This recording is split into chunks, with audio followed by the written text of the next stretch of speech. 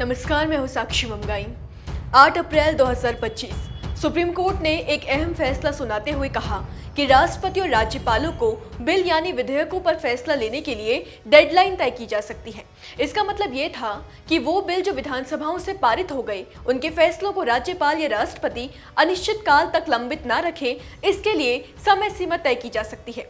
देखिए, भारत में बिल को पास करने की प्रक्रिया कुछ ऐसी है कि बिल पहले संसद के दोनों सदनों यानी लोकसभा और राज्यसभा में पास करवाने होते हैं। अगर दोनों सदन बिल को पास कर देते हैं तो ये राष्ट्रपति के पास भेजा जाता है। राष्ट्रपति बिल की जांच करते हैं और अपनी स्वीकृति देते हैं। स्वीकृति मिलने के बाद ही ये बिल कानून यानी कि एक्ट बनता है। अब गौर कीजिए कि ये प्रक्रिया संसद के बिल के लिए है। अगर राज्य विधानसभा के बिल की बात की जाए तो यहाँ बिल राज्यपाल को जाता है मंजूरी के लिए। इसका मतलब है कि राज्य की सूची के अंतर्गत आने वाले बिलों पर राज्यपाल का फैसला अंतिम होता है। वो बिल को मंजूरी दे सकते हैं, संशोधन के लिए बिल को वापस भी भेज सकते हैं और तो और बिल को रोक भी सकते हैं। संविधान उन्हें अधिकार देता है। ठीक यही अधिकार राष्ट्रपति के पास भी है। इससे ये तो आप समझ गए होंगे कि कौन सा बिल कानून बनेगा, इस पर आखिरी फैसला राज्यपाल या राष्ट्रपति लेते हैं। ठीक, अब हुआ क्या कि तमिलनाडु की डीएमके सरकार ने 2020 से 2023 के बीच 12 विधेयक पारित किए, लेकिन राज्यपाल RN रवि ने इनमें से 10 बिल्स को मंजूरी देने से इनकार कर दिया या अनिश्चित काल तक लंबित रखा। अक्टूबर 2023 में राज्य सरकार ने इसके खिलाफ सुप्रीम कोर्ट में याचिका दायर की। राज्य सरकार का कहना था कि राज्यपाल के पास अनुमति न देने का ऐसा अधिकार नहीं है। इसके बाद राज्यपाल ने 10 विधेयकों को बिना किसी सुझाव के वापस कर दिया। यही नहीं, 2 विधेयकों को राष्ट्रपति के पास विचार के लिए भेज दिया। राज्य सरकार ने इन 10 विधेयकों को फिर से पारित किया और उन्हें राज्यपाल के पास दोबारा भेजा। इस बार राज्यपाल ने इन सभी विधेयकों को राष्ट्रपति के पास विचार के लिए भेज दिया।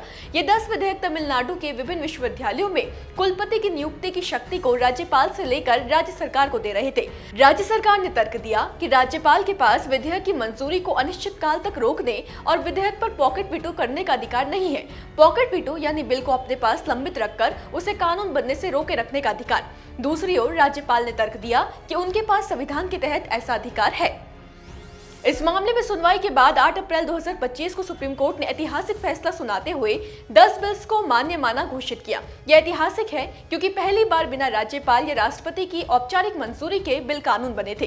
कोर्ट ने अनिश्चित काल तक लंबित रखने को असंवैधानिक बताया और राज्यपालों को निर्देश दिया कि वे विधेयकों को जल्द से जल्द निपटाएं।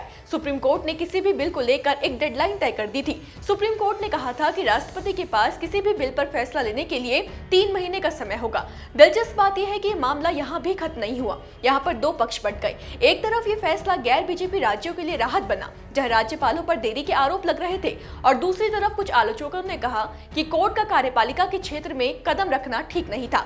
अप्रैल फैसले के बाद खुद राष्ट्रपति द्रौपदी मुर्मू 15 मई 2025 को संविधान के अनुच्छेद 143(1) के तहत सुप्रीम कोर्ट से सलाह मांगती है।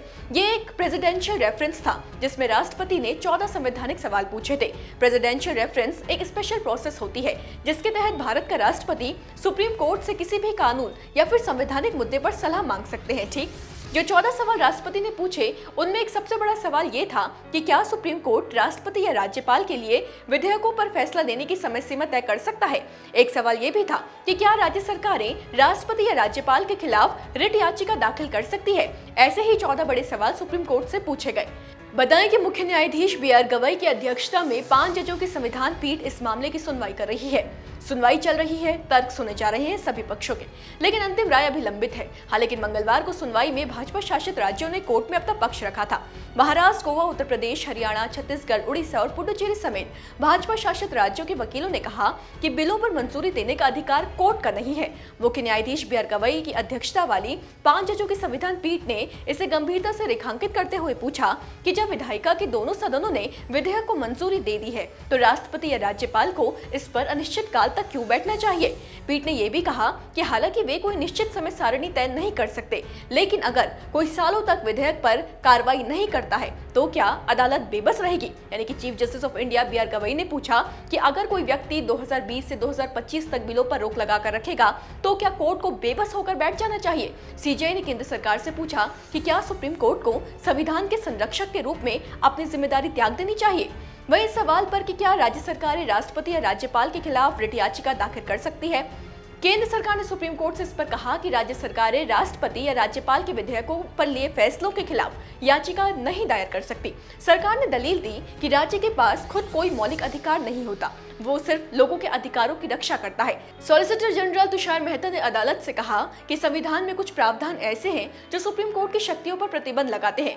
अनुच्छेद 32 का प्रयोग केवल नागरिकों या व्यक्तियो61 के मूल अधिकारों की रक्षा के लिए किया जा सकता है। क्योंकि राज्य के पास कोई मूल अधिकार नहीं है, वो अनुच्छेद 32 के तहत याचिका दायर नहीं कर सकता है। अनुच्छेद 361 राष्ट्रपति और राज्यपाल को उनके कार्यों के लिए अदालतों के प्रति जवाबदेह न होने की संवैधानिक प्रतिरक्षा देता है। देखिए, इस मामले में सभी पक्ष अपने अपने तर्क पेश कर रहे हैं। सुनवाई की शुरुआत 19 अगस्त 2025 से हुई है। अब तक कुल 7 से 8 दिन की सुनवाई हो चुकी है। ये एक लंबी बहस है जिसमें वैधता, समय सीमा और न्यायिक समीक्षा जैसे मुद्दों पर केंद्र, राज्य सरकारें और अन्य पक्षों के तर्क सुने जा रहे हैं। सुप्रीम कोर्ट का फैसला तय करेगा कि क्या कोर्ट समय सीमा तय कर सकता है जिससे राज्यपालों की पॉकेट विटो शक्ति सीमित होगी या फिर नहीं। अगली सुनवाई में क्या होगा आपको बताएंगे। फिलहाल विदा लेते हैं, फिर हाजिर होंगे। बने रहे देवभूमि इनसाइडर के साथ। देवभूमि